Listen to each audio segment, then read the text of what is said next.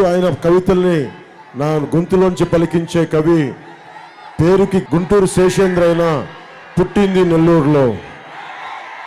అలాంటి శేషేంద్ర గారు ఇదే ట్రంక్ రోడ్లో మన ఫతేగన్పేట నెల్లూరు నుంచి మా అమ్మమ్మ గారి ఇల్లు మూలాపేటలో కానీ స్టోన్ హౌస్పేటలో కానీ మా బంధువులందరూ ఇందకి నడిచెళ్ళేటప్పుడు నేను ఒకటి ఆలోచించేవాడిని, నాకు ఏమవ్వాలి పెద్ద అయితే తెలిసేది కాదు.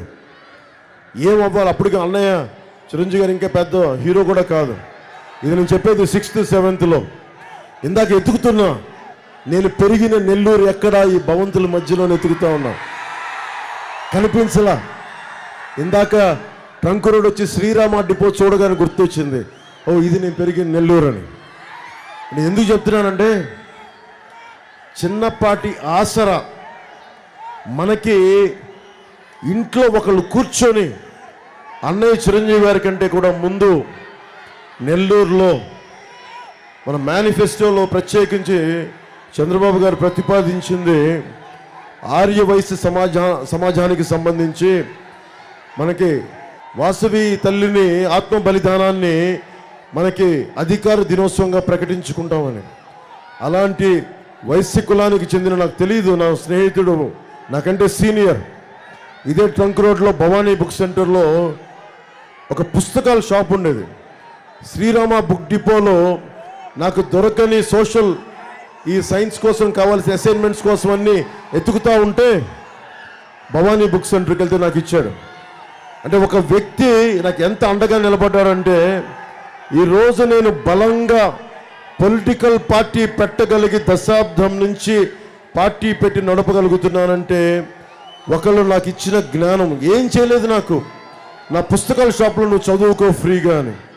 నేను కాలేజీకి వెళ్ళా, మధ్యాహ్నాలు పుట్టిన విఆర్ కాలేజ్, ఇంట్లో కాలేజీకి అని చెప్పి వెళ్ళి పుస్తకాల షాప్లో కూర్చొని అన్ని పుస్తకాలు తిరిగేసేవాడిని. Politics, social, history, political science అన్నీ చదివేవాడిని. ఆ జ్ఞానం నాకు ఎంత ఉపయోగపడిందంటే ఇంటర్మీడియట్ పాస్ అవ్వడానికి ఉపయోగపడలేదు, కానీ మీకోసం ఇక్కడ రోడ్ల మీదకి వచ్చి ఒక గూండా ప్రభుత్వానికి, ఒక గూండా గర్దీ చేసే రాజకీయ నాయకుడికి ఎదురు నిలబడటానికి దమ్ము చేయూతనిచ్చింది. నేను ప్రత్యేకించి పెట్టి పొట్ల నేను చెప్పదలుచుకున్నది ఇక్కడ ఉన్న యువత అందరికీ, ఎవ్వరు కూడా పెట్టి పుట్టరు. మనల్ని మనం ఎలా మలుచుకుంటామో చిన్నప్పుడు మా నాన్న ఫతేగన్పేట మాకు అక్కడ ఉండేటప్పుడు మా నాన్న ఒక మాట చెప్పేవాడు, నువ్వు ఎలా అనుకుంటే అలా తయారవుతావు అని. యద్భావం తద్భవతి, మతి ఎంతో గతి అంతే. మీరు ఏమనుకుంటారో అది అవుతారు. మీరు ఎవరిని ఐడలైజ్ చేస్తారో, ఎవరిని ఆరాధిస్తారో మీరు వాళ్ళ విలువలు మీకు ఆపాదిస్తాయి. మీరు జగన్ని గుండెల్లో పెట్టుకుంటే మీరు కూడా జగన్లాగే అవుతారు. మీరు స్వామి వివేకానందని పెట్టుకుంటే స్వామి వివేకానంద దారిలో వెళ్తారు. ఒక పుచ్చలపల్లి సుందరయ్య గారిని పెట్టుకుంటే ఆయన దారిలో వెళ్తారు. నేను పెట్టుకుంది అందరినీ సమిష్టిగా కలిపిన సమ్మేళనం, సమ్మిళితమైన ఒక జ్ఞానాన్ని. అందుకే నాకు ఒకటే మీకు చెప్తున్నాను, నేను ప్రధానమంత్రి గారికి చెప్పా ఎన్డీఏ మీటింగ్లో మొన్న ఈ మధ్యన మనకి ఎలక్షన్ల ముందు ఎన్డీఏ మీటింగ్లో ఒకటే చెప్పా, ఈ దేశపు సంపద నదులు కాదు, అరణ్యాలు కాదు, ఖనిజాలు కాదు, కలల ఖనిజాలతో నిండిన యువత మీరే భవిష్యత్తు ఈ దేశానికి. మీరే ఈ దేశ భవిష్యత్తు నావికులు. మీకు గనుక సరైన 2047లో మొన్న మీద చంద్రబాబు గారికి కూడా చెప్పా, మీరు 90 దశకం చివరిలో మీరు విజన్ 2020 అంటే నేను చూస్తూ ఉండేవాడిని, ఎప్పుడు 2020 వస్తుంది, ఏం జరుగుద్దని చూసేవాడిని. ఇప్పుడు నేను ఆ హైటెక్ సిటీ, మాదాపూర్ సిటీ చూస్తుంటే ఆ అభివృద్ధి చూసి అన్ని లక్షల ఉద్యోగాలు వచ్చిన విధానం చూస్తే ఒకరు ఆలోచించాలి. ఒక రాజకీయ నాయకుడు ఒక తరం కోసం ఆలోచించగలిగే శక్తి ఉండాలి.